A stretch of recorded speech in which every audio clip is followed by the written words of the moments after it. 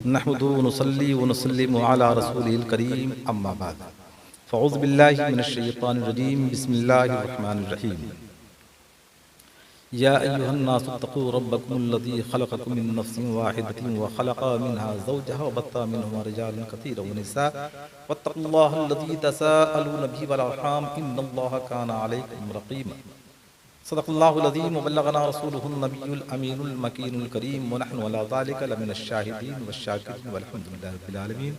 सबसे पहले बारगाह रिसालत माब सल्लल्लाहु तआला अलैहि वसल्लम में दुरूद शरीफ का हदिया अक़ीदत पेश करें। अल्लाहुम्मा सल्लि अला सय्यिदिना व शफ़ीइना मौलाना मुहम्मदिन बारिक सल्लम सलातु व सलामुन अलैका या सय्यदी या रसूलल्लाह सल्लल्लाहु तआला अलैहि वसल्लम।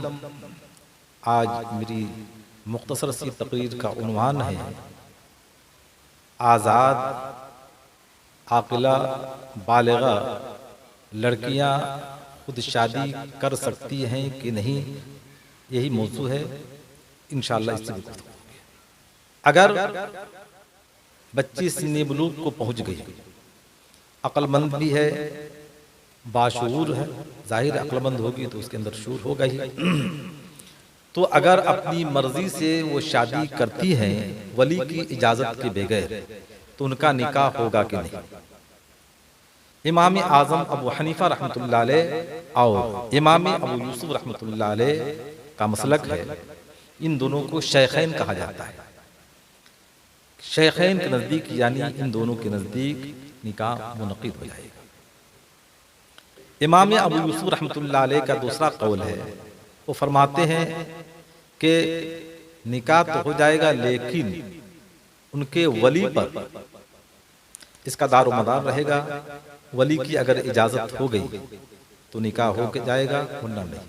वली कहते हैं जो जिम्मेदार हो, जो मालिक हो, जिसके अंडर में सारे घर का माहौल हो, और वली वो होता है जो बच्ची का सबसे ज्यादा करीब हो, बच्ची के सबसे ज्यादा करीब हो।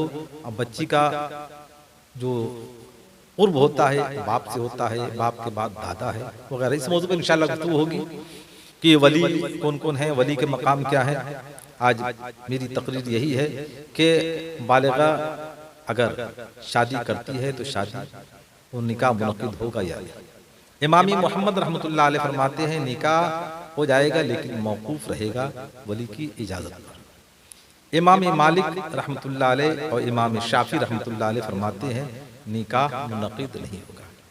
ये पांच इमाम की गुफ्तगू चल रही है, लेकिन हम इमाम आज़म अबू हनीफा रहमतुल्लाह अलैह के मसलक को अपनाने वाले हैं और उन्हीं के मसलक के एतबार से हम चलते हैं। इमाम मोहम्मद रहमतुल्लाह अलैह फरमाते हैं कि वो सिन्ने बुलूग को पहुँच चुकी है, अक्लमंद भी है और आज़ाद भी है, तो लिहाजा शरीयत मुतहरा उसको इजाज़त देती है और निकाह होना चाहिए। इसलिए कि अगर वो सिन्ने बुलूग को पहुंच गई है, अक्लमंद है, तो अपने माल में उसे तसर्रुफ हासिल है। अगर उसका माल है तो शरीयत उसे इजाज़त देती है कि अपने माल को वो खुद बेच सके। उनका फरमाना है कि जब अपने माल में उसे विलायत हासिल है कि अपने माल को खुद बेच सकती है, तो निकाह में भी उसको विलायत होना चाहिए।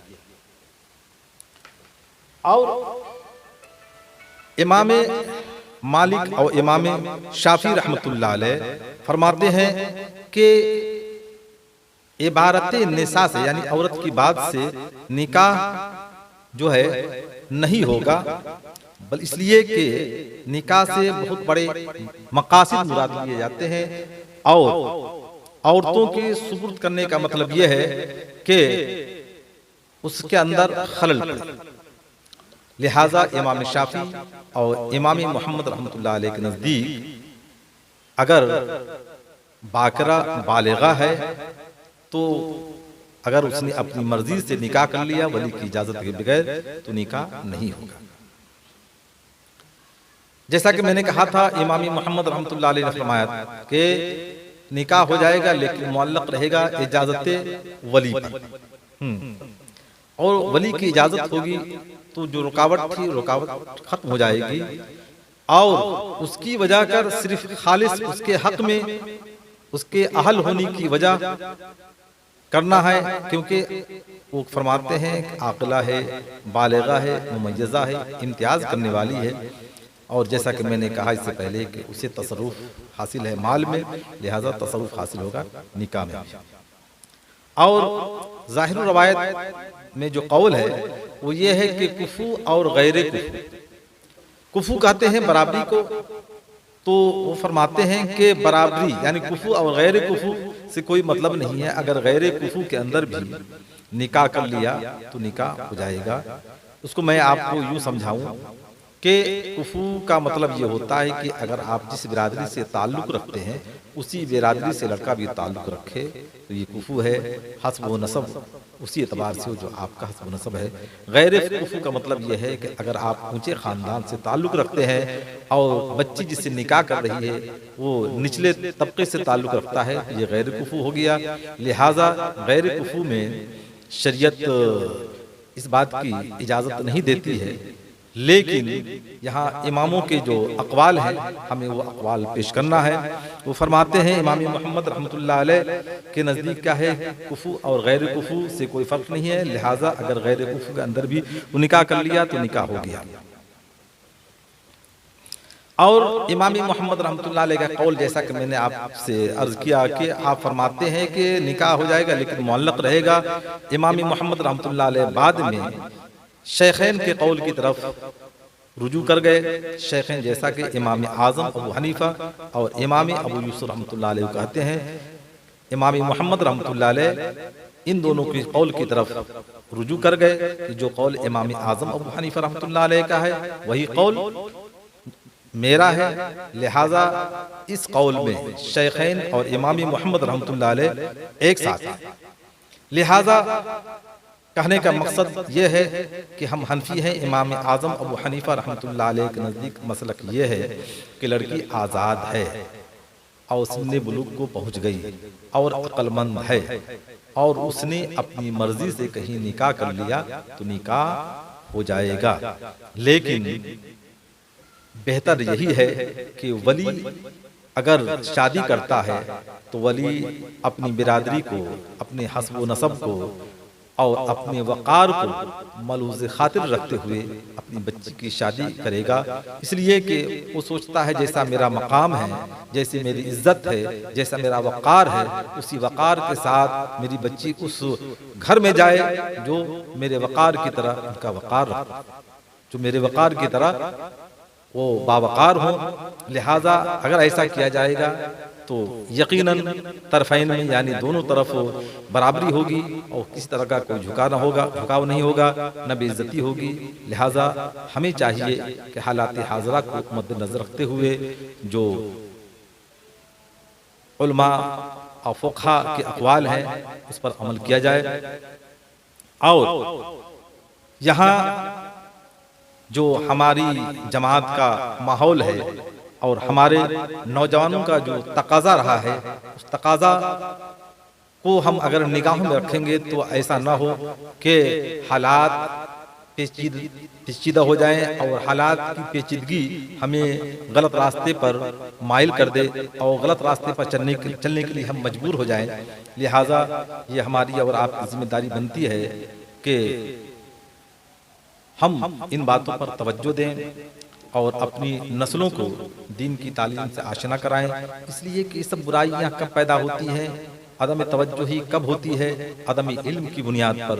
अगर हमारे बच्चों के अंदर दीन का इल्म नहीं है तो वो हकीकत को समझते हुए भी नाआशना होंगे, क्योंकि उनके अंदर इल्म नहीं। उनके सामने मिसाल मैं आपको ऐसी पेश करता चलूं कि एक तोता होता है, तोता को आप जो रटा दें वो याद कर लेगा और फिर आप उसे कहेंगे तो वही बात पेश करेगा। लेकिन अगर हम अपने बच्चों को दीन की तालीम से आशना करते हुए उनको जिंदगी गुजारने पर हम उन्हें बाशऊर बनाते हैं तो यकीनन हमारी कामयाबी है। और अगर हमारी अभी कामयाबी हो गई यकीनन हमारी आने वाली नस्लें भी कामयाब होंगी। लेकिन अगर हमने तवज्जो नहीं दिया तो हम नाकामी से खुद को दूर करते हुए नहीं बल्कि नाकामी से करीब करते हुए हम अपनी और अपने बच्चों की, अपने नस्लों की ज़िंदगी को तबाह कर रहे हैं। रब कदीर की दुआ है कि परवरदिगार आलम हम तमाम को समझ अता फरमाते हुए हकीकत पर चलकर और हकीकत पर चलते हुए अपने हबीब अलैहिस्सलात व तस्लीम की सुन्नत मुबारका को निगाह में रख करके ज़िंदगी के लम्हात को गुजार कर परवरदिगार आलम हम तमाम को दुनिया फ़ानी से ईमान के साथ खात्मा बिल खैर फरमाए। आमीन बजाहि सय्यिदुल मुरसलीन। अस्सलामु अलैकुम व रहमतुल्लाहि व बरकातहू।